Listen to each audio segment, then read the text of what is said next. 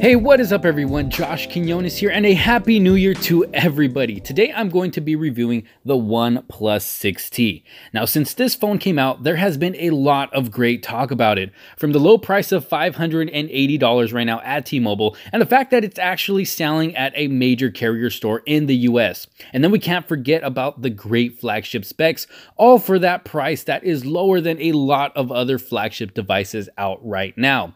Now, the one I have here is the 128GB version with 8GB of RAM in black. That is going for $580 right now. Then there are also two other models, one with 6GB of RAM with 128GB of storage for $550, and another with 8GB of RAM with 256GB of storage for $630. Now, I gotta be honest here, it's actually a really great looking phone that also feels comfortable to hold in the hands. The display on this is a 6.41-inch optic AMOLED 1080p display that doesn't look bad at all. The colors look great, and it can actually get really bright as well. Now, for those of you that have followed me for a while now, you'll know that I am no fan of the notch, but OnePlus did something a little different here than what we see on something like the iPhone XS or the Pixel 3 XL. This is more of just a teardrop rather than a full-on notch, and I can actually put up with this one because it just slightly bleeds into the top of the display and doesn't ever seem to get in the way. Even when watching videos, it's really not that bad. And if you really want to, you always have the option to hide it, which is great as well. Now, I do have to mention some of the downsides that I think OnePlus could have found a way to make work but didn't. Like, for instance, the phone has a glass back, but no wireless charging. It also has no headphone jack, which me personally, I like the headphone jack. Then there is also no IP rating for water resistance and no stereo speakers. Just the one speaker on the bottom, which can sometimes get blocked when watching videos, depending on how you hold the phone.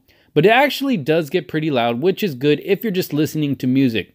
Now, these aren't deal breakers because it's still a great phone. I just wish they could have added some of them in the phone. Now, other specs for this phone include Qualcomm Snapdragon 845 processor, Oxygen OS based on Android Pie, a 3700 mAh battery with fast charging capabilities, and a futuristic feature that will be coming to more and more devices, an in-display fingerprint reader. Now, this in-display fingerprint reader isn't the fastest and does seem to miss just every once in a while, but not all the time. But it is a cool feature, and I'm sure with time, OnePlus will make it even better. But I do like the cool animation it has when unlocking the device. It's pretty cool to show off.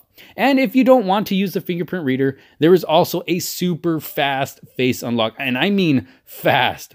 Okay, now I need to talk about the battery on this device because that is one thing that has impressed me a lot. And when I say a lot, I mean a lot. Now, it does support fast charging, but I never have any need for it because with the 3700 mAh battery, though it may not be a 4000 mAh battery, I can easily, and I mean easily, make it through a full day without having to worry about charging it. I mean, just yesterday at the end of my day, I had 5 hours and 50 minutes of screen on time, and the battery was still at 52%. Now, that is freaking amazing if you ask me. And I am a heavy user, so the battery is always a big deal to me.